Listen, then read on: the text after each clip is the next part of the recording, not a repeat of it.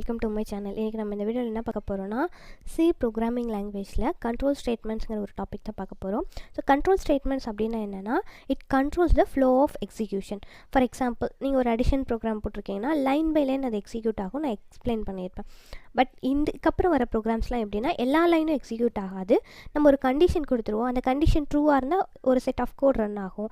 Condition ஃபால்ஸ்னால் இன்னொரு set of code run ஆகும். For example, ட்ரூவாக இருக்குது அப்படின்னா ஃபால்ஸுக்கு நம்ம ஒரு செட் ஆஃப் கோட்ஸ் கொடுத்துருப்போம் இல்லையா, அந்த கோட்ஸ் வந்து கண்டிப்பாக ரன் ஆகாது. அதனால தான் அது கண்ட்ரோல் ஸ்டேட்மெண்ட்ஸ் அப்படின்னு கொடுத்துருக்கோம். ஸோ இதில் 2 டைப் இருக்குது, decision making, looping. Decision making அப்படின்னா என்ன, நம்ம நார்மலாக டெசிஷன்னா என்ன, ஒரு கொஷின் இருக்கும், அந்த கொஷினுக்கு எஸ் ஆர் நோ, அதுதான் decision making. It decides whether the condition is true or false. நான் ஆல்ரெடி சொன்னேன். இதுக்கப்புறம் வர ப்ரோக்ராமிங்ஸ்லாம் என்ன பண்ணியிருப்போம்னா, கண்டிஷன் அப்படின்னு ஒன்று கொடுத்துருப்போம். இந்த கண்டிஷன் ட்ரூவா ஃபால்ஸா அப்படின்னு டிசைட் பண்ணுறதுக்கு டெசிஷன் மேக்கிங் அப்படின்னு நம்ம சொல்கிறோம். ஓகே, கண்டிஷன் நான் சொல்லிட்டு இருக்கேன் இல்லையா. அப்போ கண்டிஷன்னா என்ன அப்படிங்கிறத ஃபஸ்ட்டு தெரிஞ்சுக்கோங்க.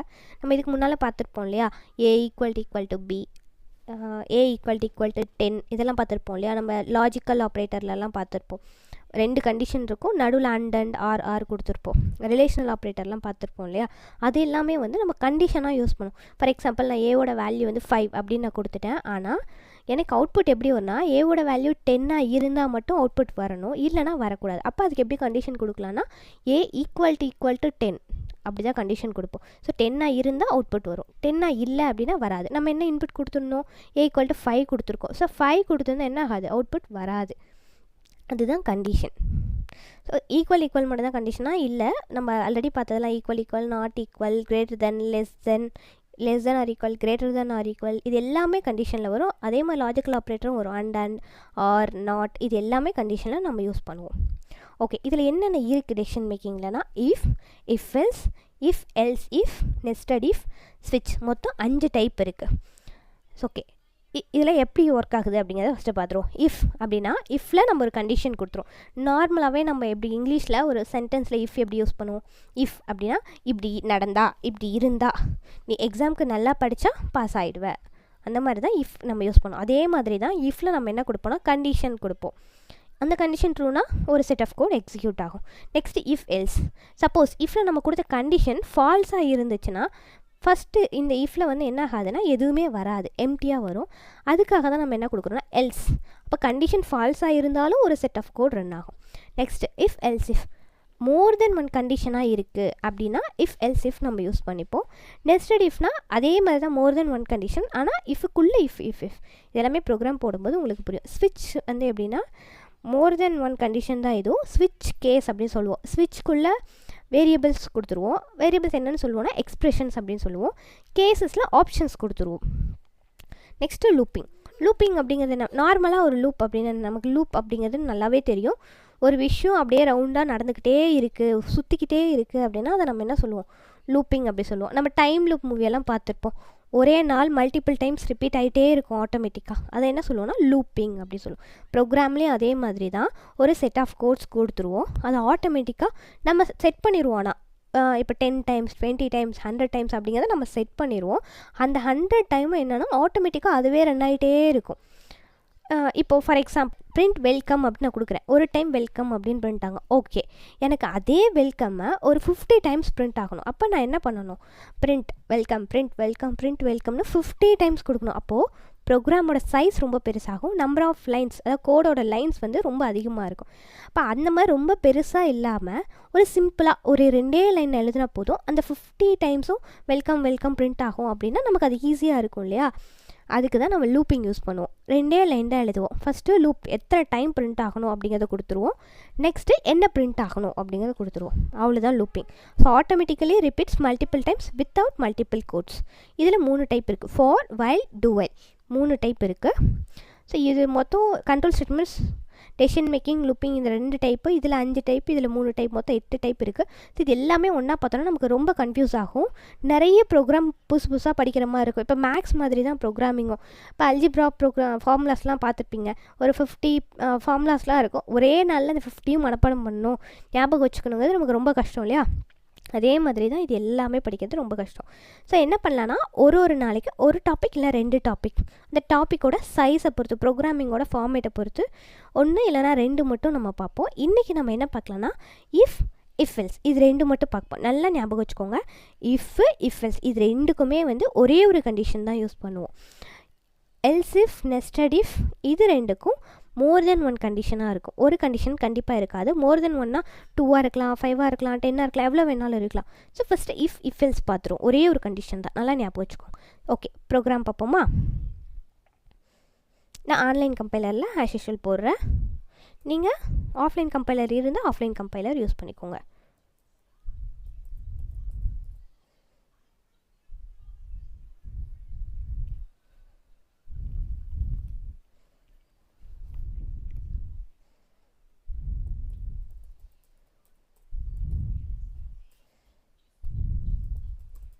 ஆல்ரெடி நமக்கு ப்ரோக்ராம் எழுத தெரியும் இல்லையா? ஃபஸ்ட்டு ஹெடர் ஃபைல் எழுதிடணும். அடுத்து மெயின் ஃபங்க்ஷன் எழுதிட்டு open curly brace, close curly brace.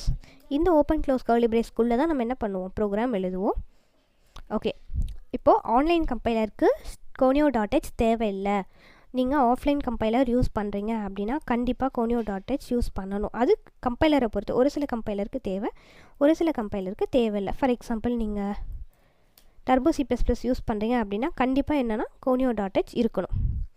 Okay, next main function. Main ஃபங்க்ஷனில் என்ன பண்ணலாம்? இஃப் ப்ரோக்ராம் ஃபஸ்ட்டு பார்ப்போம். ஃபஸ்ட்டு அதுக்கு ஒரு வேரியபிள் டிக்ளேர் பண்ணிக்கோங்க. நான் முன்னே சொன்னாலே அதே நான் கொடுக்குறேன். int a = 5 கொடுத்துட்டேன். If a = 10 printf a is 10.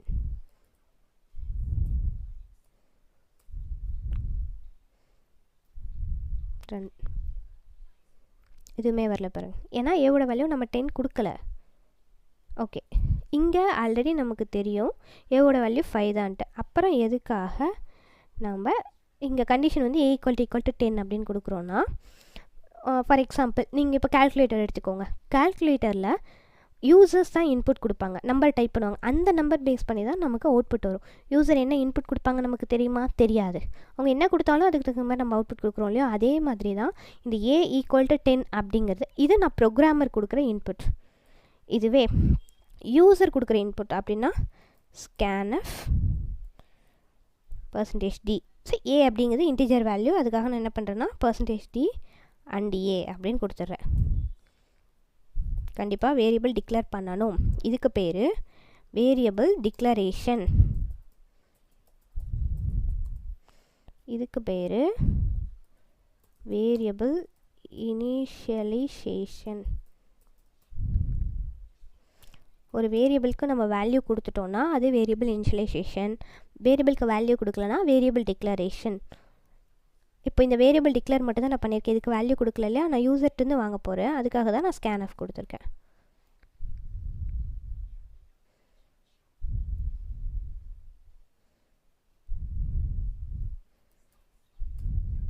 ம் 65 கொடுத்தேன், எதுவுமே வரல.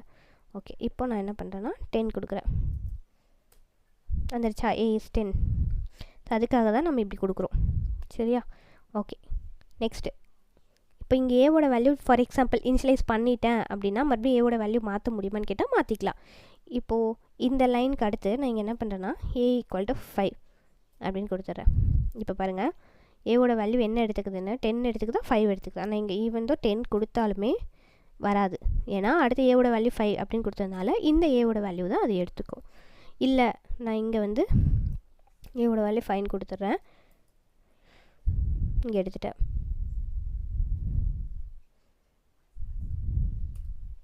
a is 10. ஓகேவா? ஸோ ப்ரோக்ராம் எப்படி ரன் ஆகும்னா லைன் பை லைனாக ரன் ஆகும். ஃபர்ஸ்ட் நீங்கள் ஒரு வேல்யூ கொடுத்துருக்கீங்க, அடுத்தது வேறு வேல்யூ கொடுக்குறீங்கன்னா கீழே என்ன வேல்யூ இருக்கோ அதை தான் எடுத்துக்கும். இல்லை நான் இந்த இஃப்க்கு அடுத்து நீங்கள் ஏவோட வேல்யூ சேஞ்ச் பண்ணுறீங்க அப்படின்னா அது எடுத்துக்காது. மேலே என்ன வேல்யூ இருக்கோ அதுதான் எடுத்துக்கும். ஓகேவா? நல்லா ஞாபகம் வச்சுக்கோங்க. நீங்கள் எந்த வேல்யூ கொடுக்குறீங்களோ அதை பேஸ் பண்ணி தான் ப்ரோக்ராம் ரன் ஆகும். ஓகேவா? நெக்ஸ்ட்டு இப்போது இங்கே a is 10 அப்படின்னு நான் கொடுத்துட்டேன். இப்போது இதுக்கு பதிலாக என்னென்னா ஏவோட வேல்யூ பிரிண்ட் பண்ணும். வேல்யூ ஆஃப் a ஈக்குவல் எனக்கு இப்போ ஏவோட வேல்யூ நான் என்ன இன்புட் கொடுக்குறோமோ யூசர் என்ன கொடுக்குறாங்களோ அதுவே பிரிண்ட் ஆகணும். அப்போ எப்படி கொடுக்கணுன்னா வேல்யூ ஆஃப் a ஈக்குவல் அப்படின்னா நான் ஆல்ரெடி சொன்ன மாதிரி printf-குள்ளே நீங்கள் என்ன கொடுக்குறீங்களோ அப்படியே பிரிண்ட் ஆகும்.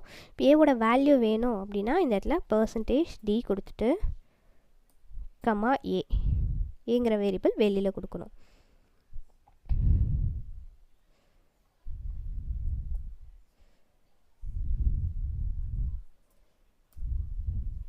Value of A equal to 10. So உங்களோட ஏவோட வேல்யூ உங்களுக்கு வேணும் அப்படின்னா 10 அப்படின்னு கொடுக்கணும். நீங்கள் இந்த பர்சன்டேஜ் டி இங்கே தான் கொடுக்கணுன்னா இல்லை, இங்கே எங்கே வேணாலும் கொடுத்துக்கலாம். நீங்கள் வெறும் பர்சன்டேஜ் டி கொடுத்தீங்கன்னா வெறும் 10 அப்படிங்கிறது மட்டும் பிரிண்ட் ஆகும். ஓகேவா? இது ஏ ஈக்குவல் டு 10க்கு. நான் இங்கே இந்த இடத்துல என்னென்னா நாட் ஈக்குவல்னு கொடுத்துட்றேன். நாட் ஈக்குவல்னு கொடுத்தா என்ன வருதுன்னு பாருங்கள், 23. ஓகேவா? ஸோ ஈக்குவலுக்கும் நாட் ஈக்குவலுக்கும் உங்களுக்கு புரியுது. இதே மாதிரி தான் greater than, less than, greater than or equal, less than or equal, இது எல்லாமே இருக்கும். இதெல்லாம் நீங்கள் ட்ரை பண்ணி பாருங்கள். நெக்ஸ்ட்டு நான் முன்ன மாதிரி ஏ ஈக்குவல் 10 கொடுத்துக்கிறேன். எல்ஸ் இப்போது ஏவோட வேல்யூ 10 இருந்தால் ஏ வேல்யூ பிரிண்ட் ஆகணும். ஏ வேல்யூ 10 இல்லை அப்படின்னா ஏதாவது பிரிண்ட் ஆகணும். இல்லை முன்னே நம்ம ரன் பண்ணும்போது என்னாச்சு, எதுவுமே பிரிண்ட் ஆகலை.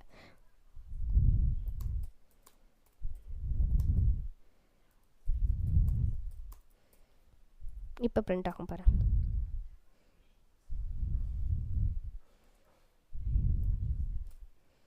ஏ இஸ் நாட் ஈக்குவல் டு 10. இல்லை இந்த இடத்துல ஏக்கு பதிலாக இந்த 14ங்கிற வேல்யூ வரணும் அப்படின்னா நான் முன்ன சொன்ன மாதிரி இந்த ஏங்கிற இடத்துல பர்சன்டேஜ் டி அப்படின்னு கொடுத்துட்டு டபுள் கொட்டேஷன் முடிஞ்சப்பறம் கமா ஏ அப்படின்னு கொடுத்தீங்கன்னா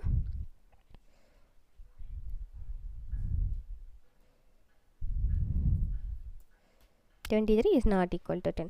நெக்ஸ்ட் printfல ஒரே ஒரு வேல்யூ தான் பிரிண்ட் பண்ண முடியுமா பர்சன்டேஜ் டி கொடுத்துன்னு கேட்டால் அப்படியெல்லாம் கிடையாது. எத்தனை வேல்யூ வேணாலும் நீங்கள் பிரிண்ட் பண்ணிக்கலாம். நான் இங்கே கீழே எக்ஸாம்பிளுக்காக போடுறேன்.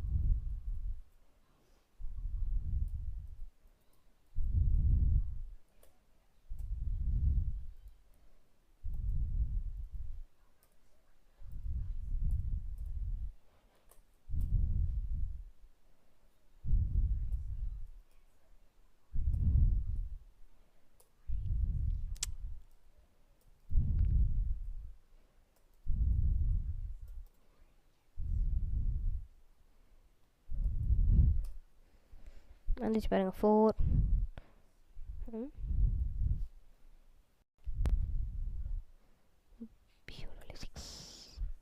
இங்கே இருக்கு பாருங்கள் 6 4 76 6.54 அடுத்து குட். ஓகேவா? ஸோ printfல நீங்கள் எப்படி வேணாலும் கொடுத்துக்கலாம். அதே மாதிரி இங்கே பிசிடின்னு கொடுத்ததுனால இப்படி இருக்குது. இல்லை நான் மாற்றி கொடுக்குறேன்னு வச்சுக்கோங்க. இங்கே பிசிக்கு பதிலாக சிபின்னு மாற்றி கொடுக்குறேன். சி கமா பி கமா கண்டிப்பாக கமா கொடுக்கணும். கமா வந்து வேரியபிள் சைடு தான் கொடுக்கணும். பர்சன்டேஜ் சி சைடு கொடுத்துடக்கூடாது. அதனால ஞாபகம் வச்சுக்கோங்க. இது வந்து ரொம்ப ரொம்ப பேசிக்காக ஃபஸ்ட்டு இது எல்லாம் உங்களுக்கு தெரிஞ்சால் மட்டும்தான் அடுத்தடுத்த ப்ரோக்ராம் பண்ணும்போது உங்களுக்கு ஈஸியாக இருக்கும். ஸோ பிரிண்ட் ஸ்டேட்மெண்ட் தானே, அது இப்படி தான் கொடுக்கணும் அப்படின்னு நீங்கள் சிம்பிளாக விட்டுட்டிங்கன்னா அடுத்தடுத்த ப்ரோக்ராம் பண்ணும்போது உங்களுக்கு கஷ்டமாக இருக்கும். அதுக்காக தான் நான் சொல்கிறேன். ஸோ வேரியபிள் சைடு தான் கமா கொடுக்கணும். கண்டிப்பாக பர்சன்டேஜ் இது வந்து ஃபார்மேட் ஸ்பெசிஃபையர் அப்படியே சொல்லுவோம். ஃபார்மேட்ஸ் இங்கே இருக்கு இல்லையா, டேட்டா டைப்ஸ், இந்த டேட்டா டைப்போட ஃபார்மேட்ஸ் இது கண்டிப்பாக இது கரெக்டாக கொடுக்கணும். அதேமாதிரி இன்ட்டுக்கு பர்சன்டேஜ் டி, ஃப்ளோட்டுக்கு பர்சன்டேஜ் ஆஃப், ஸ்ட்ரிங்குக்கு பர்சன்டேஜ் எஸ் அப்படிங்கிறதெல்லாம் கரெக்டாக கொடுக்கணும். நான் இங்கே ஸ்ட்ரிங் கொடுத்துருக்கேன், ஆனால் இங்கே பர்சன்டேஜ் டி கொடுத்துருக்கேன், அப்படியெல்லாம் கொடுக்கக்கூடாது. அப்படி கொடுத்தீங்கனாலும் உங்களுக்கு அவுட்புட் வராது. இங்கே பாருங்க வரல இல்லையா? ஸோ அது எல்லாமே கொஞ்சம் கரெக்டாக பார்த்து கொடுத்துக்கணும். இது எல்லாமே பேசிக், நீங்கள் கரெக்டாக ப்ராக்டிஸ் பண்ணிக்கணும். ஓகேவா? ஸோ இஃப் எல்ஸ் ரொம்ப சிம்பிள் தான், இது உங்களுக்கு புரியும்னு நினைக்கிறேன். இதில் நான் பேசிக்காக ஒரே ஒரு கண்டிஷன் மட்டும் கொடுத்துருக்கேன். நெக்ஸ்ட் இதில் வந்து இன்னும் லாஜிக்கல் ஆப்ரேட்டர், அதாவது மோர் தென் ஒன் கண்டிஷன், அண்டு, ஆரு, நாட்டு, அதெல்லாம் யூஸ் பண்ணி எப்படி ப்ரோக்ராம் பண்ணுறதுன்னு நெக்ஸ்ட் வீடியோவில் சொல்கிறேன். இது இன்னைக்கு இந்த டைம் ப்ராக்டிஸ் பண்ணுங்கள். இது ஃபுல்லாக ப்ராக்டிஸ் பண்ணிட்டீங்கன்னா அடுத்தது வரும்போது உங்களுக்கு ஈஸியாக இருக்கும். ஓகே, பாய், தேங்க்யூ.